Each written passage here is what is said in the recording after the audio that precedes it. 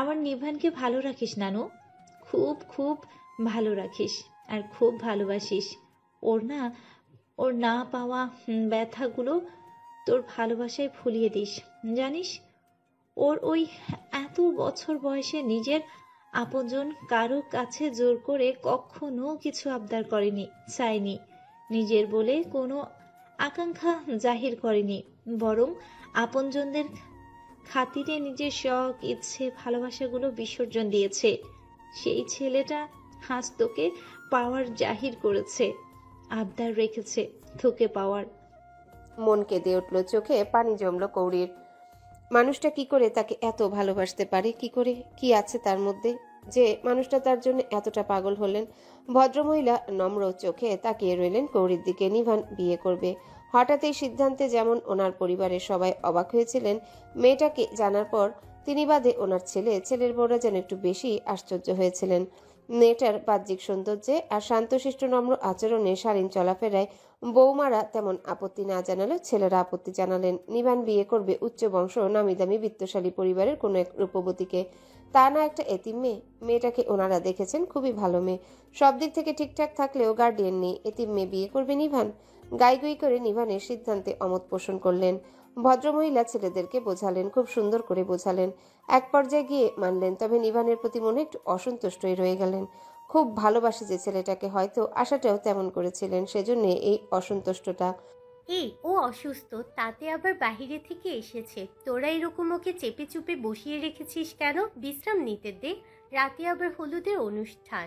এই অসুস্থ শরীরে আবার এক ধকল যাবে। ছেলেটাকে এত করে বললাম, বুঝালাম, শুনলই না। বিয়ে মানে বিয়ে। নিহারিকা বেগম কথাটা বলতে বলতে এগিয়ে এসে সবার মধ্যে থেকে কৌরিকে তুলে দাঁড় করালেন। মিষ্টি হেসে বললেন, আপাতত বিশ্রাম নে, যা, রাতে হলুদের অনুষ্ঠান। তোকে না জানিয়ে এত তাড়াহুড়ো করে সবটা করেছে বলে আমার ছেলেটার উপর অসন্তুষ্ট হোস না। নিজের ইচ্ছাগুলো হারিয়ে যেতে দেখতে দেখতে হয়তো তোর বেলায় আর ঝুঁকি নিতে চাইছেন না। নিহারিকা বেগম কৌরির হাত দুটো নিজের হাতের মুঠোয় নিলেন, ফের কোমল কণ্ঠে শুধালেন, নির্বাণের সিদ্ধান্তে অসন্তুষ্ট তুই? এত মানুষের ভালোবাসা যার দরুন পাচ্ছে, তার সিদ্ধান্তে অসন্তুষ্ট হবে কৌরি? না। তবে এত তাড়াহুড়ো করে বিয়ে, এটা কেমন যেন লাগছে তার। নিহারিকা বেগমের কথায় মাথা নাড়িয়ে না বোঝালো সে। সেটা দেখে নিহারিকা বেগম মিষ্টি করে হাসলেন। কৌরির গালে আলতো স্পর্শে হাত রেখে বললেন, লক্ষ্মী মেয়ে। পাশ থেকে মান্যতা মৃদু চেঁচিয়ে বলল, লক্ষ্মী মেয়ে নয়, বলো লক্ষ্মী বৌমা। কৌরি লজ্জা পেল। নিহারিকা বেগম সংশোধনী গলায় বললেন, হ্যাঁ, লক্ষ্মী বৌমা আমার। কেমন করে যেন উঠল কৌরির মন। অদ্ভুত ডাক। প্রসঙ্গ এড়াতে তড়িৎ, কোথায় বড় মা? বৌমা নয়, নিবানের মতো মা বলে ডাকা শুরু কর। একদিকে যখন ডাকাটা হওয়ার নয়, আজ থেকেই শুরু কর। দেখছিস, তনয়ের অভ্যাস হয়ে গিয়েছে, এখন আর আন্টি বলে ডাকে না। সোফায় বসা তন্ময়ী লাজুক হাসলো। কৌরি আরো লজ্জা পেয়ে কেমন করে নিহারিকা বেগমের দিকে অসহায় নজরে তাকালো। সেটা দেখে নিহারিকা বেগম হাসলেন, বুঝলেন কৌরির অস্বস্তি, লজ্জা। তাই এসব পর্ব রেখে বললেন, চাচিমাকে একটু আগে চা দিয়ে আসলাম তোর দাদুমার রুমে, হয়তো এখনো ওখানে। তিনি ঠিক আছেন, তুই রুমে যা, বাইরে জামা কাপড় ছেড়ে আপাতত বিশ্রাম নে। কৌরি সম্মতি জানি আশেপাশে আরেকবার নজর দিল। বাড়িতে ভর্তি মানুষ, তবে সময়টা মাগরিবের নামাজের পর, এজন্য হয়তো সবাই এখনো যে যার রুমে অবস্থান করছেন। ড্রয়িং রুমের মানুষগুলো সবাই তার পরিচিত, অথচ সবাইকে নজরে পড়লেও একটা মানুষকে নজরে পড়ছে না, দিবা আপু। সকাল থেকে বাড়িতে থাকা অবধি তাকে দেখেনি, এখনো এত মানুষের ভিড়েও তাকে দেখা যাচ্ছে না। দীর্ঘশ্বাস ফেলল কৌরি। উপরতলার কাঙ্ক্ষিত রুমটার দিকে একবার তাকিয়ে নিজের রুমে চলে গেল। সাথে মৌনতা মান্যতা পিছু নিতে ছাড়ল না। নিজের রুমের বেডের হেডে মাথা এলিয়ে পায়ের উপর পা জড়িয়ে চোখ বুজে বসে কৌরি। সব ঠিকঠাক থাকলেও কোথাও যেন একটা সুর কেটে বসে আছে। কোথায়? দাদি আপার আচরণে। বাহিরে মানুষের হট্টগোল শোনা যাচ্ছে। তাকে সাজাবে বলে মান্যতা মৌনতা একটু পরপর আসছে, আর তাকে একের পর এক সাজের বহর শোনাচ্ছে। পার্লারের লোকদের ভাড়া করা হয়েছে, তারা আসলো বলে। এত তাড়াহুড়ো করে বিয়েটা হচ্ছে, শপিংটাও ঠিকঠাক নাকি করতে পারেনি, অথচ বড় ভাইয়ের বিয়ে। কত আহ্লাদিত গলায় অভিযোগ জানালো দুজনে। তবে আজ সকালে কৌরির বাড়ি থেকে বের হওয়ার পর তারাও নাকি শপিং বের হয়েছিল। হলুদের শপিংটা আপাতত গুছিয়ে সেরে এসেছে। কাল মেহেদি বিয়ের জন্য অনলাইনেও চলছে তাদের শপিং। কৌরিকে দেখালো, তবে তার হলুদের বিশেষ শপিং নাকি করেছে ওই মানুষ। কখন? কৌরির জানা নেই। কাল থেকে তো এই অবধি মানুষটা তার সাথে, তবে শপিং করলো কখন? ঈশিতা আপু কেনাকাটার সময় কৌরির হলুদের শপিং এর জন্য নাকি নিভানের কাছে ফোন দিয়েছিল তাকে কিছুক্ষণ শপিং এ নিয়ে যাওয়ার জন্য। তখন নাকি মানুষটা জানিয়েছে কৌরির জন্য কেনাকাটা লাগবে না, তারা নিজেদের ইচ্ছে মতো শপিং করে বাড়িতে ফিরুক। কৌরির জন্য নাকি সে ব্যবস্থা করে রেখেছে, তাই আর আলাদাভাবে কৌরির জন্য তারা কিছু কিনেনি। তবে মান্য তার ধারণা স্বরূপ এটাও বলল অনলাইনেই হবে হয়তো, নাহলে সারাদিন কৌরির সাথে থেকে আবার তার জন্য শপিং করলো কখন? আসলেই কখন? সব শুনে কৌরির ভাবনায় একটা কথা এলো, মানুষটা যখন নিভান, তার ব্রেনে কি চলছে সেটা শুধু তার মস্তিষ্ক আর মস্তিষ্কের মালিক আল্লাহ জানে। হঠাৎ কারো ধীর পায়ের শব্দে ভাবনা কাটলো কৌরির। চোখ খুলল, সে সোজা হয়ে বসলো। মাজেদা খাতুন এসে কৌরির পাশে বসলেন, নরম কণ্ঠে জিজ্ঞাসা করলেন, শরীরটা এখন তোর ঠিকঠাক লাগছে তো আপা? সময় নিয়ে উত্তর দিল কৌরি। ঠিক আছে। ছোট করে উত্তর দিয়ে চুপ রইল কৌরি। মাজেদা খাতুনও চুপ থেকে কৌরিকে দেখে গেলেন। সেই ছোট্ট কৌরিটার দুদিন বাদে বিয়ে, পেট থেকে টেনে তিনিই তো বের করেছিলেন। তারপর মায়ের অকুলনে মাতৃত্ব স্নেহ ভালোবাসায় কোলে পিঠে করে তিনিই তো মানুষ করলেন। এই তো সেদিনের কথা, অথচ আজ মেয়েটা বিয়ের উপযুক্ত। দুদিন বাদেই তার বিয়ে। কি আশ্চর্য! সময় কত তাড়াতাড়ি পার হয়ে যায়। ছেলের আর ছেলের বউটা বেঁচে থাকলে এই দিনটাতে কতটাই না খুশি হতো তারা, অথচ মেয়েকে বিয়ের সাজে দেখার মতো সুখানুভূতি, নিজের কাছ থেকে বিদায় দিয়ে পর বাড়িতে পাঠিয়ে দেওয়ার মতো দুঃখবিলাস কোনোটাই কপালে জুটল না তাদের। দীর্ঘশ্বাস ফেললেন। তুমি আমার উপর অসন্তুষ্ট, তাই না দাদি আপা? একটু অবাক হলেন তিনি, চকিতে বললেন, অসন্তুষ্ট কেন হইব? বিয়ের এই সিদ্ধান্তে মত প্রকাশ করার জন্য আমি হ্যাঁ মত প্রকাশ করি, এটা তুমি চাওনি তাই না? ভদ্রমহিলা একটু অপ্রস্তুত হলেন। নাহিদের বিষয়ে যে মনোভাব তিনি মনে মনে পুষেছিলেন সেটা তো তিনি কৌরিকে সরাসরি প্রকাশ করেননি। তবে কেন কথা বলছে মেয়েটা? তবে কি মেয়েটা ওনার আচরণে কিছু আন্দাজ করে নিয়েছে? হবে হয়তো। কৌরির মুখের দিকে তাকিয়ে রইলেও কিছু বলতে পারলেন না তিনি। তবে আমি তোমার উপর অসন্তুষ্ট। ভদ্রমহিলা এবার বুঝতে পারলেন মেয়েটা ওনার মনোভাব বুঝে নিয়েছে সব, তাই তিনিও মায়া মায়া কণ্ঠে বললেন, আমি তোকে নিজের কাছে রাখার লোভ করেছিলাম। কিন্তু বাবা বেঁচে থাকলে ও যদি ফেরেশতার রূপও ধারণ করতো, তবু ওর হাতে নিজের মেয়েকে তুলে দেওয়ার চিন্তা ভাবনা কখনো ভুল করেও করতেন না। তুমি তো বাবার মা, বাবাকে তো খুব ভালো করেই বুঝতে চিনতে। তুমি বলো না বাবা এরকম চিন্তা ভাবনা কখনো পোষণ করতেন কি? অথচ যে ছেলের জন্য নিজের সন্তানের মৃত্যুর শোকটা ঠিকভাবে পালন করতে পারলে না, তার থেকে বাঁচাতে আমাকে রক্ষা করতে ব্যস্ত হয়ে এত দূরে পাঠিয়ে দিলে, সেই আমাকে আবার সেই ছেলের হাতে তুলে দেওয়ার চিন্তা ভাবনা। আমাকে অসন্তুষ্ট তো করেছো তুমি। ভদ্রমহিলা কৈফিয়ত দিলেন না, নিজের বংশের রক্ত তো। খারাপ ছিল যখন খারাপ নজরে দেখেছেন, মন পুড়েছে তবুও খারাপকে খারাপ বলেছেন, ব্যবহারও করেছেন তেমন। কিন্তু ছেলেটা যখন ভালো পথে ফিরল তার কথাবার্তা আচরণে মুগ্ধ হতে বাধ্য হলেন তিনি। দুর্বলতা তো রয়েছেনই। নিজের বংশপ্রদীপ, নিজের সন্তানের রক্ত, যার সাথে নিজের রক্ত মিশে আছে। সুপথে ফেরার পর ছেলেটা যখন ওনার খোঁজ খবর নিত, কৌরির ঘরটা এসে দীর্ঘক্ষণ বসে থাকতো, ছুঁয়ে ছুঁয়ে কৌরির বই খাতাগুলো দেখতো। ওনার যেন ভিতরে ভিতরে মায়া কাজ করত। মনে হতো ছেলেটার যত খারাপ কাজ পিছে করে এসেছে, কৌরিকে শুধু নিজের রাগে জেদের ফল হিসেবে চায়নি, চেয়েছিল সে খাঁটি মনে। না হলে কৌরির অবর্তমানে তার সবকিছুতে এত মায়া ভালোবাসা দেখায় কোন ও ছেলেটা? সেই দুর্বলতা থেকে আর ছেলের বউয়ের ইন্ধনে মনে মনে ইচ্ছাটা পোষণ করেছিলেন। চেয়েছিলেন পরীক্ষা শেষে কৌরিকে বুঝিয়ে বলবেন, কিন্তু তার আগে ওনার চাওয়া মনের মধ্যে চাপা পড়ে গেল। মেয়েটার ভাগ্যে যাকে লেখা ছিল সেই এসে মেয়েটাকে চেয়ে নিল। তবে কৌরির এই কথা সত্য, তিনি নাহিদকে নিয়ে মনে মনে যে চিন্তাভাবনা পোষণ করেছিলেন, নিজের ছেলে তার ফুলের মতো, মেয়েটাকে নিয়ে এমন চিন্তাভাবনা পোষণ করত না। পরিবেশ নীরব গুমট ভাব। সেই নীরবতা কাটল দরজায় নক করার মৃদু শব্দে। কৌরি আগেই নিজেকে ধাতস্থ করে নিয়ে চুপচাপ মাথা নিচু করে বসেছিল। দরজায় শব্দ পড়তেই মাথা উঁচু করলো। কাঙ্ক্ষিত মানুষটাকে নজরে পড়তে ভিতরটা কেমন এলোমেলো অনুভব হলো। মাজেদা খাতুনও পিছু তাকালেন তিনি। তাকাতে নিভার নমনীয় স্বরে শুধালো, ভেতরে আসতে পারি দাদি আপা? অনুমতি লাগে? আইসো আইসো। ছেলেটার আচরণে তিনি বরাবরই মুগ্ধ হন। এ বাড়িতে 1 মাসের অধিক সময় থেকে গেছেন। ছেলেটার স্বভাব গুণে সব দিক থেকেই ভালো। তবে তিনি আশা করেননি একদিন কৌরিকে সেই ছেলে ওনার কাছে চেয়ে বসবে। উঠে দাঁড়ালেন তিনি। ততক্ষণে নিভান ভিতরে ঢুকে গিয়েছে। তোমরা কথা কও, আমি আসতাছি। আপনি বসুন, আমি ওর সাথে কথা বলতে আসিনি, আপনার সাথে কথা ছিল। কথাটা বলে কৌরি ড্রেসিং টেবিলের সামনে থেকে টুলটা টেনে সেটাতে বসে পড়ল। নিভান কৌরিকে এক পলক দেখে নিল, মাথা নিচু রেখে নিজের হাত কচলাচ্ছে। ভদ্রমহিলা বসে পড়তে নিভান সময় নিয়ে শুধালো, আপনার নাতজামাই হিসেবে আমাকে পছন্দ, নাকি নাতনি আমাকে দিতে চাইছেন না, এমনটা কি? কৌরির হাতের কসলানো যেন বাড়ল। নিভান মাজেদা খাতুনের দিকে অটল নজর রেখে সেটা বুঝতে পারল। ভদ্রমহিলা আতকে ওঠার মতো করে বললেন, অপছন্দ কেন হইব? এসব কি কও তুমি? তাহলে আপনার নাতনি পর অযোগ্য বলে মনে করছেন? দ্বিগুণ আতকে উঠা কণ্ঠে তিনি ফের বললেন, ও মাবুদ, তুমি অযোগ্য হইবা কেন? এইটা আমি মনেই করি না। মনে মনে হাসল নিভান। ভদ্রমহিলাকে বিভ্রান্ত করার জন্য অকারণে প্রশ্নগুলো করা তার। ভদ্রমহিলার সাথে বিয়ের আগে একবার খোলাখুলি কথা বলা উচিত মনে করেছে সে। কৌরির প্রচন্ড একটা দুর্বলতার জায়গা এই দাদিয়াপা হওয়ারই কথা। আর ভদ্রমহিলার সিদ্ধান্ত খোলাখুলি না হওয়া পর্যন্ত মেয়েটা নিজেও দ্বিধায় ভুগছে।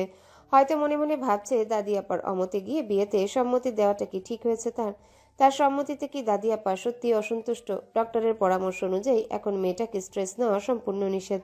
মনে মনে যদি এই দ্বিধাগুলো পুষে থাকে, সেই স্ট্রেস দূরীভূত করার একটা চেষ্টা মাত্র করতে এসেছিল নিভান। তাহলে আমার কেন মনে হচ্ছে আমার দেওয়া বিয়ের প্রস্তাবে আপনি খুশি নন, অসন্তুষ্ট? তুমি যা ভাবতেছো তেমনটা নয়। তয় আমি কৌরিকে আমার কাছে রাইখা দিতে চাইছিলাম, এটা সত্য। অস্বস্তি নিয়ে কথাটা বললেন মাজেদা খাতুন। কথার অর্থ নিভানের কাছে পরিষ্কার, তবে উনি যেমন রাগঢাক রেখে কথাগুলো বললেন, উত্তরও নিভান তেমন দিল। আপনি কিন্তু আপনার নাতনির কাছে থাকতে পারেন আজীবন, যেমনটা আপনি মনে মনে পোষণ করছিলেন। কথার ভার বলে দিচ্ছে যে বিষয়টা দাদিয়াপা না বলতেও সে টের পেয়েছে। মানুষটাও টের পেয়ে গেছে। হাতের কষ্টানো বন্ধ হয়ে গেছে অনেক আগেই। কৌরি অবাক হয়ে তাকিয়ে আছে সামান্য দূরত্ব বজায় রেখে বসা মানুষটার পানে। আশ্চর্য মানুষ, সব দিকেই তার এত তীক্ষ্ণ খেয়াল কেন? চাইলেই কি সব হয়? নাতিন হোক বা মাইয়া, জামাই বাড়িতে থাকা শুভনীয় দেখায় না। সে যাই বলো না কেন তুমি। যাই হোক, তোমরা কথা কও, আমি যাই। উঠে দাঁড়িয়ে কিছু দূর এগোতেই পিছে ফিরলেন তিনি। স্বচ্ছ হেসে জানালেন, তোমারে আমার অপছন্দ নয়। আমার ছেলের পরে আমার নাতিনের দায়িত্ব চোখ বুইজা তোমার উপর ছাইরা দেওয়া যায়। সেই ছেলেটা আমার নাতিনের অযোগ্য কখনো হইতে পারে, নাকি আমার অপছন্দ হইতে পারে? প্রশ্নচিহ্ন ঝুলিয়ে দিয়ে ভদ্রমহিলা চলে গেলেন। নিভান সেদিকে কিছুক্ষণ তাকিয়ে কৌরির পানে তাকালো। কৌরি তখন অবাক চোখে তাকিয়ে দরজার পানে। দাদিয়াবু তো মন খুলে সম্মতি জানিয়ে গেলেন। নাতনির কি খবর? তিনি কি ভাবছেন আজ? হলদির অনুষ্ঠান বাদে বিয়ে কি 2 দিন বাদে হবে, নাকি নাকি মন অন্য কিছু বলছে? চকিতে কৌরি মুখ ফিরিয়ে নিভানের দিকে তাকালো। ফের মুখটা ছোট করে দুর্বল গলায় জানালো, সবকিছু এত দ্রুত কেন? বরাবরের মতোই কৌরির পানে সুগভীর শান্ত নজরে তাকালো নিভান। কৌরি কথাগুলো বলতেই শ্বাস ফেলে ঠান্ডার গলায় শুধালো, দ্রুত হলে সমস্যা কোথায়? তুমি কি আমার হাতে চাইছো না? তড়িৎ মাথা উপর নিচ নাচিয়ে সম্মতি জানালো কৌরি। অর্থাৎ সে হতে চায়, সে শুধু এই মানুষটারই একান্ত নারী হতে চায়। সূক্ষ্ম হাসলো নিভান। সে হাসি লক্ষ্য করে লজ্জায় মাথা নিচু করে নিল কৌরি। নিভান বলল, তাহলে সমস্যা কোথায়? 2 দিন আগে হোক বা 2 দিন পরেই, আমারই যখন হতে হবে, তাড়াতাড়ি হলে বা সমস্যাটা কোথায়? আর দেরি করেও বা লাভটা কি? তাকাতে বাধ্য হলো কৌরি। অসহায় কণ্ঠে বলল, আমার কেমন যেন লাগছে। নিজের মনের ভেতরে চাপা কথা বা অনুভূতি সহজে প্রকাশ করে না মেয়েটা। আজ করছে, কেমন যেন একটু দুষ্টুমি করতে চাইলো মন। নিভান কেমন দুষ্টুমি গলায় যেন শুধালো, কেমন লাগছে? অচেনা কণ্ঠ। এমন গলায় তো কখনো কথা বলেনি মানুষটা, অথচ মানুষটা নিজের জায়গায় অবিচল বসা। বরাবরের মতোই শান্ত নজর, নিশ্চল ভঙ্গিমা, তবে ঠোঁটে খেলা করছে লুকোচুরি দুষ্টু হাসি। নজর এলোমেলো হলো কৌরির। চোখ সরিয়ে কোলের মধ্যে রাখা হাতের দিকে নজর দিল। ফের ছাড়া ছাড়া গলায় বলল, আপনি চলে যান, আমার কাজ আছে। দুষ্টু লুকোচুরি হাসিটা প্রসারিত হলো নিভানের ঠোঁটে। মনটা আরো দুষ্টুমিতে মেতে উঠতে চাইলো। আজ একটু প্রশ্রয় দিল মনটাকে। কেমন মোহনীয় গলায় সামনের মেয়েটাকে অপ্রস্তুত করে দিয়ে বলে উঠল, আজ যেতে বলছো? কাল হয়তো এই সিদ্ধান্তে অটল থাকবে। পরশুদিন কি করবে? সেদিন তুমি ওকে নিজ থেকে থাকতে বলবে, তখন? লজ্জায় অস্বস্তিতে বুধ হয়ে থাকা কৌরিকে বাঁচালো ঈশিতা। তার সাথে কিছু মেয়ে দলবল, যারা নিভানের পরিচিত কাজিন এবং আশেপাশের ফ্ল্যাটে সুপরিচিত মেয়েরা। তাদেরকে দেখেই উঠে দাঁড়ালো নিভান। অসময়ে কৌরির রুমে সে দেখে পিঞ্চ করতেও ছাড়ল না। বরাবরের মতোই নির্বিকার, কথা বাড়ায়নি নিভান। শুধু যাবার আগে ঈশিতাকে বলে গেল, গাদা গাদা রং চমাকে ভূতের মতো সাজবে না, ওকে? ও যেমনই আছে তেমনই পারফেক্ট আছে। ওর ন্যাচারাল চেহারা যেন রং চঙের ভিড়ে না হারায়। গায়ে লাগলো কথাটা। এমন স্বরে প্রতিবাদ জানালো ঈশিতা। গলা উঁচিয়ে বলল, এই আর তোর বউ যদি সাজতে চায়? থামলো না নিভান, যেতে যেতে বলল, ও চাইবে না আমি জানি। নিভান এমনি এমনি তো আর দুর্বল হয়নি ওর উপর। আরো একগাদা কথার অস্বস্তি দিয়ে চলে গেল নিভান। কৌড়ি আরো লজ্জা পেল।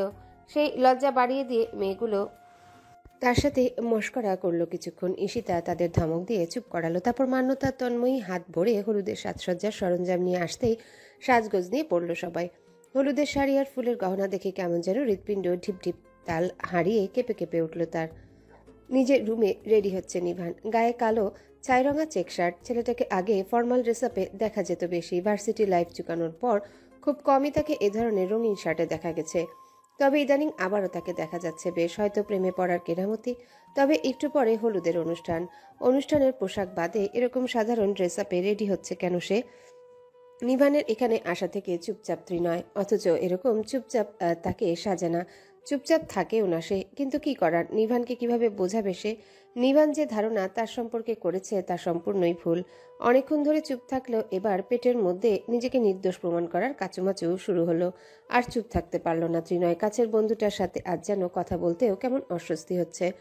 যদিও তার যৌক্তিক কারণ আছে, তবুও কেমন অস্বস্তি নিয়ে জড়ানো গলায় বলল, আমার সম্পর্কে তুই যে ধারণা করছিস সম্পূর্ণ বল। তুই আমাকে চিনিস নিবান? তুই যে এলিগেশনগুলো আমার উপর অর্পণ করেছিস তা যথাযথ নয়, সম্পূর্ণ ভুল ধারণা তোর। আমি কখনো নিজের সফলতাকে অহংকার রূপে দেখিনি বা ভবিষ্যতে দেখবও না। আমার মনে কখনো এরকম ধারণার জন্ম নিতে দেব না যে আমি সফলতার চূড়ায় উঠলে মান্যতাকে আমি ভুলে গিয়ে অন্য কাউকে নিজের জীবনে জড়াবো, বা সফলতার চূড়ায় পৌঁছাতে পারলে ওরকম মান্যতা আমার জীবনে বহু আসবে। আমি আর যাই হোক, ওই মেয়েটাকে এত ছোট করে দেখি না কখনো, দেখিও নি কখনো। ইভান যখন তন্নিকে বিয়ে করলো আমার মনে হয়েছিল বিয়েটা না হোক, শুধু বোনের ননদকে পাওয়ার আশঙ্কা ক্ষীণ হয়ে যাবে তাই। তারপর মনে হলো স্বার্থপরই করছি, যা হবে পরে দেখা যাবে। আগের বোনের সুখ, সেই আমাকে তুই এমন দোষারোপে ডুবিয়ে দিয়ে ভুল বুঝতে পারিস না। থামলো ত্রিনয়। নিভান নির্বিকার তার কাজ করে যাচ্ছে, যেন ত্রিনয়ের কথাগুলো তার জানা মুখস্থ। তাই বিশেষ প্রতিক্রিয়া দেখালো না ত্রিনয়, সেটা বুঝেও ফের বলতে শুরু করলো, কতবার আমি তোকে বলতে চেয়েছি মান্যতার কথা জানিস? বন্ধুত্ব নষ্ট হবে, তোর সাথে সম্পর্ক খারাপ হবে বলে বলিনি। তারপর মান্যতারও আমার ওপর ওই ফালতু ছেলেটাকে মারা নিয়ে কবেকার রাগ মনে পুষে রেখে রেগে আছে। সেই থেকে তো আমার সাথে ঠিকঠাক কথা বলে না, দেখা হলেই এড়িয়ে যায়। এমনকি এই বাড়ির সাথে একটা নতুন সম্পর্ক তৈরি হলো, সেখানে যতবার দেখা হয়েছে আমাকে এড়িয়ে গেছে, কথা বলেনি। সেখানে ওর মতামতটা না জেনে আমি আঙ্কেলের কাছে প্রস্তাব রাখলে সেই প্রস্তাবে যদি ও অসম্মতি জানায়, আমার সম্মান পড়ে। মায়ের অসম্মান হোক আমি চাইনি। তাই তুই যখন সেদিন ওরকম কথাগুলো বললি আমি বুঝে গিয়েছিলাম তোর কাছে নিজেকে লুকানোর ব্যর্থ চেষ্টা করে গিয়েছে মাত্র। আমার মনে মান্যতাকে নিয়ে অনুভূতি জন্মানো থেকে তুই আগাগোড়া সবটাই জানিস, যা বুঝতে দিসনি কখনো। চতুর তীক্ষ্ণ বুদ্ধিসম্পন্ন বিজনেসম্যান নিবানের কাছে তার কাছে বন্ধুর অনুভূতি লুকানো আসলেই গাদামি। এটা আমারও মাথায় ছিল না। যাই হোক, সেদিন তোর কথা বুঝতে পেরেছিলাম তুই চাইছিস আমি মান্যতার জন্য তার গার্ডিয়ানের কাছে বিয়ের প্রস্তাব রাখি। বিশ্বাস কর, আমি খুব এক্সাইটেড ছিলাম, ভেবেও নিয়েছিলাম পরের দিন মাকে নিয়ে এ বাড়িতে আসবো। হঠাৎ মান্যতার কথা মনে পড়ল। ভাবলাম ও যদি আমার প্রস্তাবে সম্মত না হয়, তবে সেদিন সারা রাত ঘুমাইনি। কিভাবে মান্যতাকে মানাবো সেই চিন্তায় রাতেই ওর সাথে যোগাযোগ করার ট্রাই করলাম, ফোন ধরেনি। হোয়াটসঅ্যাপে নক দিলাম, ফাজিল মেয়েটা আমার রিপ্লাই দেয়নি। সাবধানে ওয়ার্ড ইউজ কর, কার সম্পর্কে কথা বলছিস ভুলে যাস না। নিভানের হুমকিমূলক বার্তায় পাত্তা দিল না ত্রিনয়, বরং একই টোনে বলল, আর তোর বোন যেটা করেছে সেটা ঠিক, ও আমাকে বুঝো অবুঝ হয়ে রয়েছে। বল এখন আমার কি করণীয়? ও এখনও সেই ঘটনা নিয়ে পড়ে আছে। ছেলেটা খারাপ ছিল, এটা ওর ধ্যানে নেই। তুই ছেলেটাকে মেরেছিলি, ওর ধারণা আমি তোকে উস্কিয়েছিলাম এবং ছেলেটার সাথে ওর রিলেশনে জড়িয়েছে সেটা তোকেই আমি জানিয়েছিলাম। ওর ধারণা তো ভুল নয়, তুইও তো জেনেছিলি। হাসলো নিভান। কাল কথার ছলে রেগে গিয়ে কি নাকি বলেছে তাই নিয়ে পড়েছে ছেলেটা। তুই ভালোভাবে জানিস আমি কি বলেছিলাম আর কি করেছিলাম। ওর খারাপ কখনোই চাইনি আমি। ছেলেটার উদ্দেশ্য খারাপ ছিল ওকে নিয়ে, যেটা আমি জানতে পেরেছিলাম আর তোকে জানাতেও বাধ্য হয়েছিলাম। আবার অনুভূতির অন্ধ মোহে পড়ে কোনো কিছু করিনি আমি। তবে আর কি, মান্য যখন তোকে পছন্দ করে তোর প্রস্তাবে রাজি হবে না ভাবছিস? তাহলে আর কি করার, আমি বরং মিস্টার চৌধুরীর প্রস্তাবে আগ্রহ হতে বলি এবং আশা নিমন্ত্রণ জানাই। কি বলিস? অসহায় কণ্ঠ ত্রিনয়ের ডাক শুনে ঠোঁট থেকে মুছে যাওয়া হাসিটা ফিরে এলো নিভানের।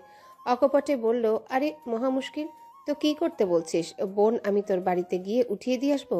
যে আমার একটাই মাত্র বোন, বেশি হয়ে গিয়েছে, পাত্রস্থ করতে পারছি না, তাই বন্ধুর ঘাড়ে চাপিয়ে দিয়ে গেলাম? তা কখন বললাম? আমি জানি তুই বললে মান্যতা এক বাক্যে বিয়েতে রাজি হবে, কিন্তু মন থেকে তো নয়। আমার প্রতি যে বিরূপ দৃষ্টি ওর মনে আগলে রেখেছে, সেখানে সবটা ঠিকঠাক কি করে হবে? সে ভাবনা আমাকে পাগল করে দিচ্ছে। আর তুই আছিস মজায়। এই ভাবনাগুলো ওর প্রতি দুর্বল হওয়ার আগেই ভাবা উচিত ছিল না? সব কিছু কি ভেবেচিন্তে হয়? আর ওর প্রতি দুর্বলতা ওই ঘটনার আগ থেকে জন্মেছিল, এটা তুইও জানিস। কৌরি কিন্তু রাজি ছিল না, তাকে মানাতে হয়েছে আমাকে। তারপরে এই দিনটা এসেছে আমার জীবনে। তোর বোন মানানোর সুযোগ দিচ্ছে আমাকে? যেদিন তুই প্রস্তাব রাখার ইঙ্গিত দিলি, সেদিন থেকে উল্টাপাল্টা চিন্তার ভাবনায় মাথার মধ্যে আমার আওলা জ্বলা হয়ে আছে। সেখান থেকেই তোর বোনের সাথে কথা বলার, তাকে বোঝানোর সুযোগের চেষ্টা করছে। এর আগে ওকে বোঝানোর জন্য কথা বলার কত চেষ্টা করেছি, সুযোগ দিয়েছে আমাকে। বিকালে তুই আবার তোর বোনের মতো বিরূপ দৃষ্টিভঙ্গি দিয়ে কথা বলে আসলি, অথচ আমার দিকটা কেউ ভেবেও দেখলি না। কি যন্ত্রণায় আছি আমি।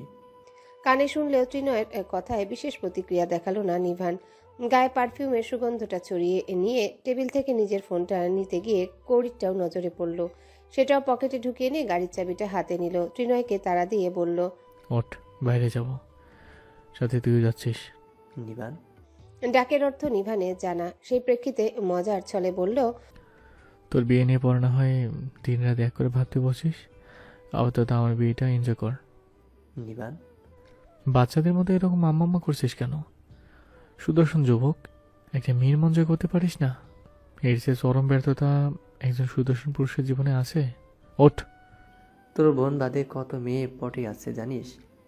কথাটা বলতে গিয়েও বলল না ত্রিনয়। এ কথা মুখ থেকে কোনো ক্রমে বের হয়ে গেলে বোনের আহ্লাদে ভাই তাকে মেরে তক্তা বানিয়ে ফেলতেও ছাড়বে না। তাই প্রসঙ্গ পাল্টিয়ে বলল, একটু পরে হলুদ অনুষ্ঠান, তুই এখন কোথায় বের হবে?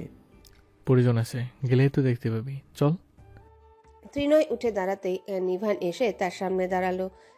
ত্রিনয়ের গায়ে জড়ানো ফ্যাকাশে কালারের হলুদ রঙের পাঞ্জাবি, উপরের দুটো বোতাম খোলা। সেখানে দ্বিধাহীন হাত রাখলো নিভান। বোতাম দুটো লাগিয়ে দিতে দিতে খুব শান্ত মসৃণ কণ্ঠে বলল, মান্যতা রাজি হবে।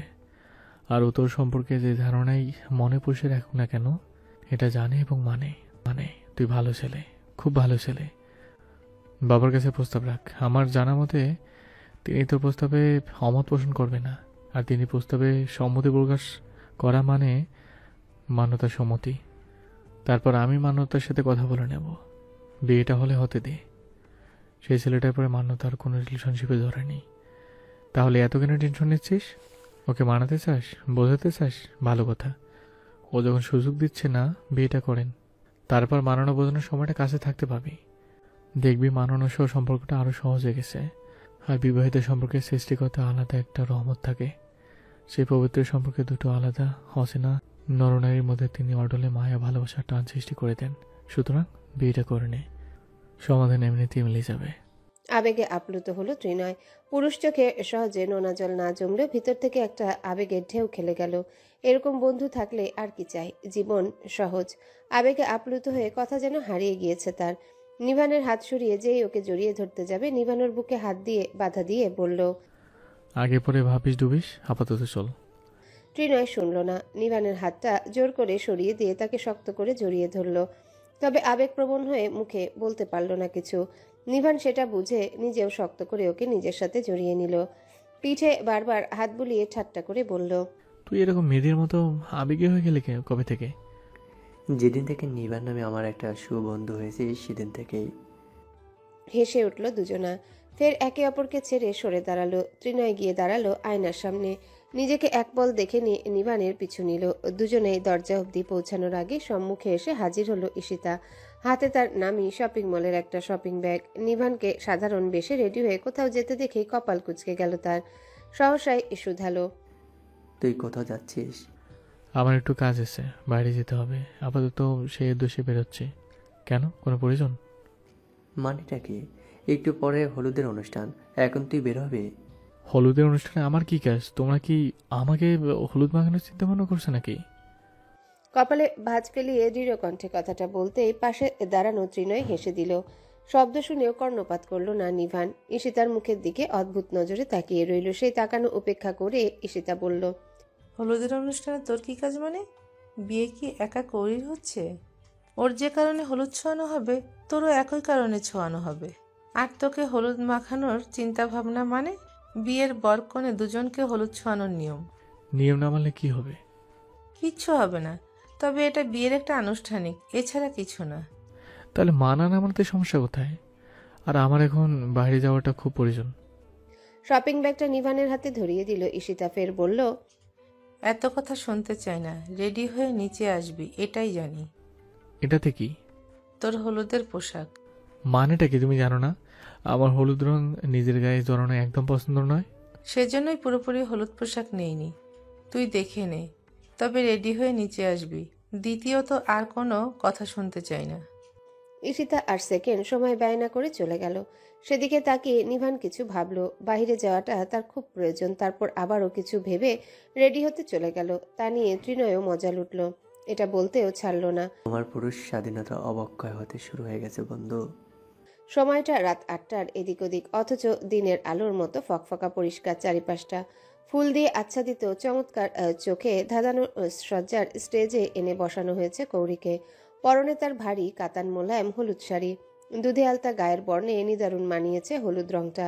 কৃত্রিম নয়, অকৃত্রিম সতেজ টাটকা ফুলে সাজানো হয়েছে তাকে। রজনীগন্ধার গোলাপ ফুলের সংমিশ্রণে গহনা বানিয়ে তার বিভিন্ন অঙ্গ জড়ানো হয়েছে। তাতে গোলগাল মায়াবী চেহারা জৌলুস যেন চৌগুণ বেড়ে গিয়েছে। হরিণী চোখজোড়া আজ মাস্কারার ছোঁয়ায় অন্যরকম লাগছে কেমন, আকর্ষণীয় আরও মায়াময়। চিকন ঠোঁটজোড়া সেজে উঠেছে কৃষ্ণচূড়ার লালাব আভায়। নিবানের কথা মতো কি কৌরির ইচ্ছায় অতিরঞ্জিত মেকওভারে সাজানো হয়নি তাকে, খুব সাধারণ সাজেই সাজানো হয়েছে। অথচ মোহমায়া রূপ যেন উপচে পড়ছে। অসাধারণ অপরূপা এক রূপ। পছন্দের নারীটিকে আজ প্রথমবার শাড়িতে এবং সাজে দেখল নিভান। সেই মোহমায়া অপরূপা রূপে যেন নজর থমকে রইল হৃদস্পন্দনও। স্বচ্ছ ও সুগভীর নিষ্পলক চোখে দাঁড়িয়ে দাঁড়িয়ে দেখতে থাকলো নিভান। ওয়াও, আজ ফুলকৌরিকে কি সুন্দর দেখাচ্ছে। নিভানের হাতের বাঁধন ছাড়িয়ে নাফিম সামনে ছুটতেই হুঁশ ফিরল তার। মুহূর্তে তাকে দেখে হৈ হৈ করে উঠল সবাই। সেটা খেয়াল হতে নিজেকে স্বাভাবিক করে নেওয়ার চেষ্টা করে নিল, কিন্তু ও বাহিরটাকে স্বাভাবিক দেখাতে পারলেও ভিতরটাকে কিছুতেই স্বাভাবিকতায় দমাতে পারল নিভান। ভিতরের নতুন নড়েচড়ে ওঠা কম্পিত অনুভূতিগুলো যেন চঞ্চল উচ্ছ্বাসিত পায়ে বুকের ভিতর নৃত্য করে চলেছে। হৃদয়ের সেই চঞ্চলা অনুভূতি নিয়েই ধীর পায়ে কৌরির পানে এগুলো নিভান। তার সামনে এগুলো এক এক কদমে স্টেজে বসা মেয়েটার বুকের ভিতরও কম্পন ধরালো। লজ্জিত হয়ে শিরশির করে উঠল গায়ের প্রতিটি লোমকূপ। মাথা নিচু করে নিয়ে সেই লজ্জা নিবারিত করতে চাইল। পারল কি? কে পারল? তা যেন এগুলো মানুষটার প্রতিটা পদক্ষেপের ন্যায় বেড়ে চলল। চারিপাশটা উচ্ছ্বসিত মুখরিত। নিভানের আগমন এবং কৌরির পানে এগুলো পদক্ষেপ যেন বাড়িয়ে দিল সেই উচ্ছ্বসিত পরিবেশ। নিভান এসে কৌরির পাশাপাশি নয়, সামনে দুহাঁটু সঁপে বসল। দুজনের মধ্যখানে হলুদের ডালার বিভিন্ন মিষ্টান্ন দিয়ে সাজানো টেবিলটা শুধু বাধা হয়ে রইল। নিভান সেটা পরোয়া করল না। নির্দ্বিধায় মুখ বাড়িয়ে নিয়ে মুগ্ধ কণ্ঠে বলল, মাশাল্লাহ। আবারও হৈ হৈ করে উঠল সবাই। কৌরির হাত জড়িয়ে বসা নাফিমও নিভানকে অনুসরণ করে বলে উঠল, মাশাল্লাহ, ফুলকৌরিকে সত্যিই পরীদের মতো সুন্দর লাগছে, তাই না বলো দাদা ভাই? নিভান কিছু বলল না, অথচ তার হাস্যোজ্জ্বল নজর দুটো বলে দিল অনেক কিছু। দূর থেকে ইভান উচ্ছ্বসিত গলায় মজা লুটতে থাকলো। কান দিল না নিভান, তবে লজ্জায় আড়ষ্ট হলো কৌরি। সেই আড়ষ্টতা বাড়িয়ে দিয়ে নিভান হাত ছোঁয়ালো হলুদের বাটিতে। তর্জনী আর মধ্যমা আঙ্গুলে মাখিয়ে নিল হলুদের গাঢ় প্রলেপ। চারিপাশ থেকে মেয়েদের গুঞ্জন উঠল। তন্মধ্যে মান্যতার গলাস্বর স্পষ্ট হয়ে ভেসে এলো, হলুদ হাতে লাগিও না দাদা ভাই, বাটির পাশে দেখো গোলাপের পাতা আছে, সেটাতে লাগিয়ে নাও। শুনল কি মানুষটা? না। কৌরি স্পষ্ট দেখলো হলুদের গাঢ় প্রলেপ লাগিয়ে দিয়েছে ডান হাতের দু আঙ্গুলে। তারপর সে আঙ্গুল জোড়া দ্বিধাহীন ছুঁয়ে দিল তার নরম গাল। হলুদের ঠান্ডা প্রলেপে নাকি কারো নমনীয় স্পর্শে জানা নেই কৌরির। শিরশির করে উঠল শরীর। শীতল স্রোত বয়ে গেল সর্বাঙ্গে। অতি লজ্জায় নুয়ে পড়ার বদলে মুখ উঁচু করে তাকালো সে। তাকে ছুঁয়ে দেওয়া আঙ্গুল জোড়ায় লেগে থাকা বাকি প্রলেপ ছুঁয়ে নিল নিভান নিজের গালে।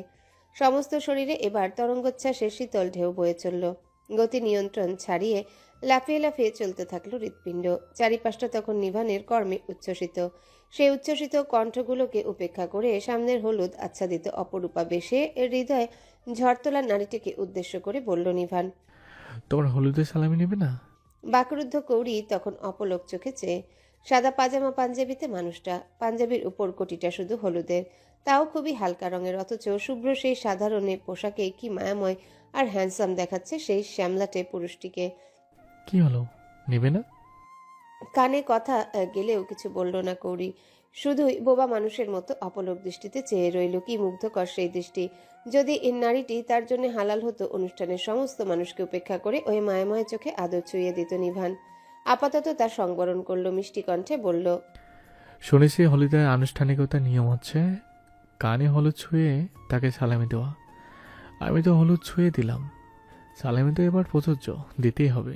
নেবে না? চমৎকার হেসে কথাটা জিজ্ঞাসা করলো। কৌরির জবাবের অপেক্ষা না করে তার কোমল বাম হাতটা তুলে নিল নিজের হাতের মুঠোয়।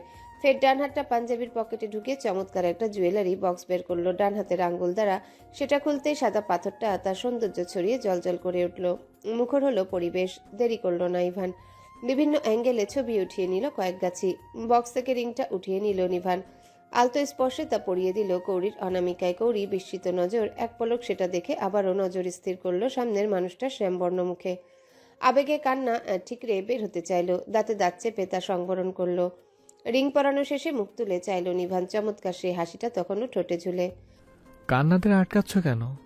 তাদেরকে আসতে দাও, ঠোঁট থেকে দাঁত ছড়াও। আমি তোমার ঠোঁটের সুখের কান্না দেখতে চাই, তার সাথে ঠোঁটের চমৎকার হাসিটাও। ঠোঁট ছেড়ে দিয়ে হাসলো কৌরি। মায়াবী হরিণী চোখে তখন জ্বলে টয়টুম্বর। সে কান্না হাসিতে মোহগ্রস্ত হলো নিভান। অমায়িক কণ্ঠে বলল, আমি রিং পরাবো না। এবার লজ্জায় আড়ষ্ট হলো কৌরি। কিভাবে সম্ভব?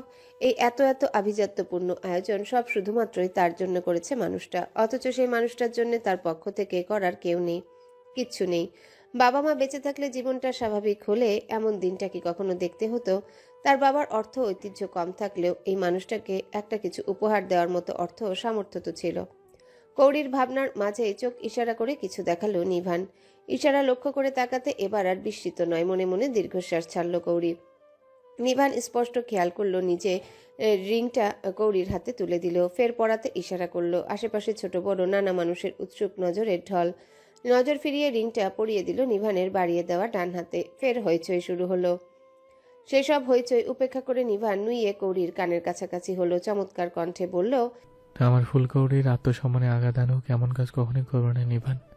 চিন্তা করো না, আমার শ্বশুরের ব্যাপার সম্পদ থেকে এই রিংয়ের অর্থ আমি ঠিকই সময় মতো দিয়ে নেব। আপাতত আমার ফুলকৌড়ির সম্মান যেন হীন না হয়, সেই দায়িত্বটা নিলাম। এবার কেঁদে ফেললো কৌরি, তবে মুখে তার মায়াবী হাসি। পাশ থেকে ভেসে এলো সফট ভলিউমের গানের কিছু কলি।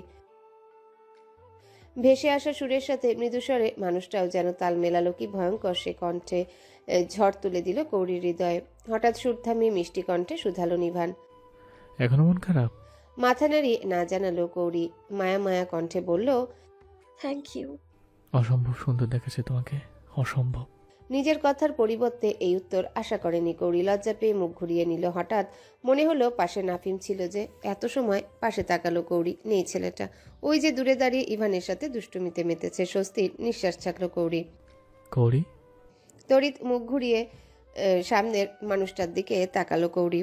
নিভান সুন্দর শান্ত কণ্ঠে বলল, আমাকে একটু বাইরে যেতে হবে আর্জেন্ট। কোনোরূপ মন খারাপ করবে না, হলুদের অনুষ্ঠান মন দিয়ে এনজয় করবে। আমি না থাকায় হোক বা কার কোনো উল্টো পাল্টায়, কোনোরূপ মন খারাপ করবে না। এই সময়গুলো আর কখনোই ফিরে আসবে না। সেভাবেই তোমার কাছের মানুষগুলোর সাথে এনজয় করবে। আমি যেখানে থাকি না কেন, নজর আমার তোমাতেই থাকবে। তাই ভুলেই যেন দেখে না আমার ফুলকের ঠোঁটে হাসি সরেছে। কেমন? মোহগ্রস্তের মতো মাথা নাড়ালো কৌরি। উঠে দাঁড়ালো নিভান। ত্রিনয়কে দেখলো ইভানের সাথে কথা বলতে, তবে এখন নয়। ত্রিনয়ের দিকে এগুলো নিভান। মুহূর্তে মেয়ে দল এসে ভিড় করলো কৌরির পাশে। হলুদ মাখার হইচই পড়ে গেল, তবে মুরব্বী পার্টি না আসা পর্যন্ত কেউ কৌরিকে হলুদ ছোঁয়ালো না। নিষেধ আছে, তারা আসবে তারপর হলুদ ছোঁয়ানো শুরু হবে। তবে নিভানের বিষয় আলাদা ছিল বলে কেউ কোনো দ্বিরুক্তি করেনি। ত্রিনয়কে সাথে নিয়ে নিভান বের হলো। যাওয়ার আগে বার্তা ছুড়ে গেল, দ্বিতীয় কোনো পুরুষ যেন ওকে হলুদ না দেয়, না মানে না। বার্তা শিরোধার্য। সেই বিষয়ে যুক্তিতর্ক হওয়ার আগে নিভান বড় বড় কদম ফেলে চলে গেল। কারো দ্বিরুক্তি শুনল না। নিভান চলে যেতে সেখানে হাজির হতে শুরু হলো বাড়ির সিনিয়র পার্টিরা। সাথে দিবাকেও দেখা গেল। গম্ভীর মুখ, ফর্সা চোখ মুখ লালাপ আভায় ছেয়ে আছে, চোখগুলো ফুলো ফুলো ভাব, চোখে মুখের হাবভাবে বোঝা যাচ্ছে প্রচুর কেঁদেছে। কৌরিকে আশ্চর্য করে দিয়ে তার পাশেই এসে বসলো সে, মিষ্টি করে হাসলো। অথচ মেয়েটা কখনো তাকে দেখে হাসেনি। কেমন মুখটা গম্ভীর করে রাখে। আর এই 4 মাসে তার সাথে কথা কতবার বলেছে গুণে বলতে পারবে কৌরি। কৌরিকে আরো আশ্চর্য করে দিয়ে মেয়েটা সুমিষ্ট কণ্ঠে শুধালো, শরীর এখন কেমন তোমার? ঠিক আছো? হলুদ কে মাখিয়ে দিয়েছে? নিভান? নিভার নামটা নিতে গিয়ে গলা কাঁপলো কি তার? কৌরি তা টের পেল কাঁপা। কি জানি, হয়তো। তবে এত প্রশ্ন একসাথে, আশ্চর্য তো হলো, সাথে উত্তর দিতেও ভুলল না কৌরি। আলহামদুলিল্লাহ ঠিক আছি আপু। তবে শেষের কথার উত্তর দিল না। তার আগে গাড়ির হর্নের শব্দে চোখ গেল বাড়ির মূল গেটে। নিভানের গাড়িটা বের হচ্ছে। গাড়িটা বের হওয়ার আগেই আরো একটা গাড়ি বাড়ির ভিতরে প্রবেশ করলো, যা দেখে ছলাৎ করে উঠল দিবার কলিজা। সিয়ামদের ইনভাইটেশন করলো কে? বিয়ের আনুষ্ঠানিকতা তো আপাতত বাড়ির লোকদের আর কিছু কাছের মানুষদের নিয়ে হচ্ছে। তবে ওনারা এখানে কেন এসেছেন নাকি অন্য কিছু? তবে ওদের আসার নিমন্ত্রণ জানালো কে? নিভান নাকি মামা? দিবার কত শত ভাবনার মাঝে গাড়ি এসে থামলো পার্কিং এরিয়ায়। গাড়ি থেকে প্রথমেই নামলো সুদর্শন এক যুবক। বাহিরের সৌন্দর্যে পারফেক্ট যাকে বলে, আভিজাত্যপূর্ণ হলুদ পোশাকে আচ্ছাদিত সে। সময় নিয়ে ফ্রন্ট সিট থেকে নামলেন এক ভদ্র মহিলা। ওনার পোশাক আশাকেও আভিজাত্যের ছোঁয়া। দুজনকে দেখেই শক্ত হয়ে গেল দিবার শরীর। পাংশুটে হলো মুখায়াবব, যেটা পাশে বসা কৌরি সূক্ষ্ম নজরে খেয়াল করলো। কৌরির অপরিচিত মানুষ দুজন কাছে আসতে বাড়ির মুরব্বীরা বিনয়ী হয়ে আলাপ পরিচয় সারলেন। ডালিয়া বেগম যেন একটু বেশি বিনয়ী হয়ে কথা বললেন, তাতে কৌরি বুঝে গেল মানুষ দুজনকে। ততক্ষণে কৌরির হলুদ ছোঁয়ানোর কাজ শুরু হয়ে গেছে। নিভানের মামিদের দিয়ে শুরু হলো হলুদ ছোঁয়া। নিভান চলে যাওয়ায় ঈশিতা সহ বাড়ির মুরব্বীরা তাকে বকতে বকতে হলুদ ছোঁয়ানো শুরু করলেন। তার মধ্যে আগমন ঘটল দিবার হাজবেন্ড আর তার শাশুড়ির। সিয়ামকে ছেলেদের ভিড়ে চলে যেতে দেখলেও ভদ্রমহিলা এসে বসলেন দিবার পাশে। খুব নমনীয় কণ্ঠে ভালো মন্দ জিজ্ঞাসা করলেন। গম্ভীর স্বরে হলেও দিবা উত্তর দিল, যেটা পাশে থাকায় কৌরি শুনতে পেল। তারপর ভালো মন্দ কিছু কথা হওয়ার পর ভদ্রমহিলা কৌরিকে হলুদ ছোঁয়ালেন। ফের অমায়িক কণ্ঠে বললেন, ওরে বাবা, এ তো দেখি অনিন্দ সুন্দরী। এই পরী কোথা থেকে খুঁজে আনলো নিভান? আরো কত প্রশংসা করলেন। ভদ্রমহিলাকে যথেষ্ট ভালো মনের এবং অমায়িক ব্যবহারের বলেই মনে হলো কৌরির। তারপরও দিবা আপু সংসার করতে চাইছে না কেন? শুধু কি ওই মানুষটার জন্য? কেমন যেন শক্ত হয়ে এলো কৌরির শরীর। ভাবনাটা কেমন হঠাৎই অস্থির করে তুলল তাকে। হলুদের ছোঁয়ায় মুখরিত হলো পরিবেশ। সফট ভলিউমে মিউজিক চলছে, যেটা ইয়াং ছেলেমেয়েরা মানতে চাইছে না। তবে বাড়ির সিনিয়র পার্টি এবং নিভানের বিশেষ নিষেধাজ্ঞা থাকায় সবটাকে শান্ত করে রেখেছে ইভান। লনের বাগান সাইডে ঘাঁটি পেতেছে জাহিদ সাহেব সহ ওনার বয়স্ক শালাবাবুরা, সাথে শাহেদ সাহেব সহ আরো কিছু পরিচিত মানুষ। চা কফির বিশাল নাস্তার পানির সাথে তাদের বিভিন্ন আলাপ আলোচনা চলছে। গানের লাউড ভলিউম কানে গেল। নিভানের বড় মামার বাজকাই গলার একখানা ধমক আসতে সময় লাগবে না, তখন বন্ধ হয়ে যাবে সকল সাউন্ড। যদিও আজ কিছু বলবে বলে মনে হয় না ইভানের। তবুও নিভানের কথা মতো শালীনতা বজায় রেখে উশৃঙ্খলের মতো নয়, সুশৃঙ্খলের মতো হলুদের অনুষ্ঠানটা সারতে তাকে দায়িত্ব দেওয়া হয়েছে, যাতে কোনো মানুষের কোনো রকম অসুবিধা না হয়। হলুদ মাখানোর এক পর্যায়ে কোথা থেকে সিয়াম আসলো। দ্বিধাহীন হলুদের বাটি থেকে গোলাপের পাতায় হলুদ মাখিয়ে কৌরির গালে ছোঁয়াতে গেল। তার আগে মাথা পিছিয়ে নিল কৌরি। চোখ বড় বড় করে তাকিয়ে রইল সামনে। মান্যতা পাশ থেকে মৃদু চিৎকার দিয়ে বলল, ভাইয়া, ছেলেদের কৌরিকে হলুদ ছোঁয়ানো নিষেধ আছে, দাদাভাই নিষেধ করে গেছেন। সিয়াম হাসল, পাতাটা রেখে দিল বাতিতে, ফের বলল, নিভানের ওয়াইফ যখন এরকম বাধ্যতামূলক নিয়ম থাকতেই পারে। কাকে খোঁচা দিয়ে কথা বলল? দিবাকে কথার টানে ইঙ্গিতে সেরকম শোনালো। সেদিকে এক পলক তীক্ষ্ণ চোখে তাকিয়ে নিজের খেয়াল মনে দিল। তবে বিড়বিড় করে এরা বলতে ভুলো না, চরিত্রহীন সুন্দরী মেয়ে দেখলেই ছোঁয়ার জন্য হাত নিষ্পিস করে। তা বলল না, শুধু অন্যদিকে আঙ্গুল তুলতে জেনেই ঠিক। মাথার খোপাটা খুলে যাওয়ার বাড়ির পিছনে ঢুকলো তনিও। সেটা খেয়াল করলো ইভান। তার খেয়ালি নজরটা প্রথম থেকে হলুদ সাজে তনিয়র উপর ছিল। কি সুন্দর লাগছে আজ মেয়েটাকে। চোখে চশমা না থাকার চেহারাটা আজ স্ফুরিত, চেহারার উজ্জ্বলতা স্পষ্ট। অথচ তাকে কাছ থেকে দেখার একটু সুযোগই পাচ্ছে না ইভান। মেয়েটাও কেমন যেন তার থেকে দূরে দূরে থাকছে, যেন লুকোচুরি খেলতে পালিয়ে বেড়াচ্ছে। সুযোগ পেতেই তন্নিও পিছু নিল সে। বাড়ির ভিতর ঢুকতেই মামিদের নজরে পড়ল, সাথে পপুমণি সহ দিবা আপুর শাশুড়ি এবং নিজের শাশুড়িকে নজর পড়ল। নিহারিকা বেগম জিজ্ঞেস করলেন, কিছু লাগবে কি না? অপ্রস্তুত হেসে না জড়িয়ে উত্তরিত উপরে চলে গেল সে। নিজের রুমে ঢুকতে আয়নার সামনে তন্নিকে দেখতে পেল। দরজায় ঠেস দিয়ে মোহগ্রস্তের ন্যায় দাঁড়িয়ে দাঁড়িয়ে দেখল কতক্ষণ। তন্নির মনোযোগ চুল বাঁধতে বেশি সময় নিজেকে সামলিয়ে রাখতে পারল না ইভান। শান্ত কদমে পা বাড়িয়ে তন্নির পিছনে গিয়ে দাঁড়ালো সে। ভূত দেখার মতো চমকে উঠল। তার গায়ের সাথে গা লাগিয়ে তন্নিও সুযোগ পেতেই দুহাত পিছন দিয়ে তাকিয়ে জড়িত হলো ইভান। এরকম ভূতের মতো নিঃশব্দে কেউ রুমে আসে ইভান? একটু হলেই তো আমার জানটা বেরিয়ে যেত হয়তো। কি যে করো না তুমি, উফ। তীক্ষ্ণগুলোয় বাক্যগুলো জ্বলল তনিও, অথচ বাক্যগুলো কানেই তুলল না ইভান। নজর বেপরোয়া হলেও তনিয়র হলুদ ছোঁয়ালো গালে, কাজল কালো চোখ, গাঢ় লাল লিপস্টিক ছোঁয়ানো ঠোঁটে, মুগ্ধতার দানার ন্যায় জলজল করতে থাকা উন্মুক্ত গলায় চুম্বনের ন্যায় টানল হলুদ রাঙা সেই উজ্জ্বল গলা। বেসামাল হয়ে গলায় মুখ ডুবালো ইভান। হঠাৎ স্পর্শে চমকে গেল তনিও। কুকুরে ইভানের বুকের সাথে আরও মিশে গেল। খামচে ধরল নিজের পেটে জড়িয়ে থাকা ইভানের হাত। চোখ বুজে এলো ইভানের স্পর্শে। বেপরোয়া হয়ে উঠল ইভানের ঠোঁটের সাথে যৌবন। আজ তো তুম গায়া। ইভান ডাকার অর্থে ছেড়ে দাও, অথচ ইভান উল্টে জড়ানো গলায় বলল, ওভাবে ডেকো না প্লিজ, ও আরও বেসামাল হয়ে যাবে। গলা ছাড়লো ইভান। তনিয়ার হলো ছোঁয়ানো মুখে ঠোঁটে ডুবালো। চোখ মুখ আরও খিচে ডুবে গেল তনিয়র। এই স্পর্শে পুরনো হয়ে গেছে, অথচ ইভান যতবার তাকে ছুঁয়ে দেয় ততবার সর্বঙ্গে যেন উত্তাল পাতাল ঝড় বয়ে যায়। অনুভূতিতে জুবুথুবু হয়ে থাকা তন্নিয়র হঠাৎই মনে দরজা খোলে। কথা বলতে গিয়ে গলা জড়িয়ে এলো, তবুও জড়ানো গলায় বলল, ইভান দরজা খোলা, যে কোনো সময় কেউ এসে যেতে পারে। একই জড়ানো গলায় ইভানও উত্তর দিল, এই রুমে একজোড়া স্বামী স্ত্রীর বসবাস, এটা সবাই জানে। সেই রুমে নখ ছাড়া ঢোকা শোভনীয় নয়, এটাও সবাই জানে। বেশ কিছুটা সময় চলল ইভানের বেপরোয়া ভালোবাসা। সুযোগ পেতে তনিও উল্টে ঘুরে ইভানকে শক্ত করে জড়িয়ে ধরল। হেসে ফেলল ইভান, বলল, এটা কিন্তু ভারী অন্যায়। শক্ত হাতে খামচি ধরল ইভানের পাঞ্জাবির অংশ। পাঞ্জাবি ভেদ করে খামচি ধরা আঁচাটা পিঠে লাগলো। ইভানের কথা প্রদক্ষের উপর করে তনিও অভিযোগী গলায় বলল, ইভান তুমি কিন্তু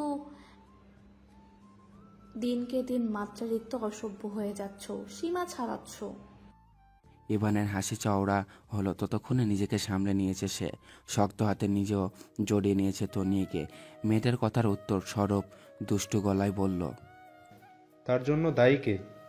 লজ্জায় লাল হলো তনিয়র মুখ, যেটা ইভান দেখতে না পেলেও তনিয়র কুকুরে আসা শরীরের ছোঁয়ায় অনুভব করতে পারল। তবুও তনিয়র শক্ত গলায় উত্তর দিল, দায়ী তুমি। মৃদু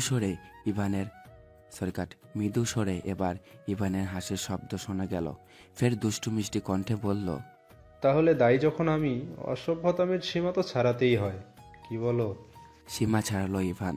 তনিকে আর কথা বলতে না দিয়ে নিজের বুক থেকে তাকে ছাড়িয়ে নিয়ে তার লালাভো ঠোঁট জোড়ায় দখল বসিয়ে নিল। তনির প্রথম ছাড়ানোর চেষ্টা করে গেল, পরবর্তীতে নিজেই কেমন শান্ত হয়ে গেল। হ্যালো বন্ধুরা, পরবর্তী পার্ট খুব তাড়াতাড়ি আসবে, তো সবাই অপেক্ষায় থাকো। আর চ্যানেলটি যারা এখনো সাবস্ক্রাইব করোনি তারা পরবর্তী পার্ট দেখার জন্য চ্যানেলটি সাবস্ক্রাইব করে রেখো। ধন্যবাদ সবাইকে, আমাদের সাথেই থেকো।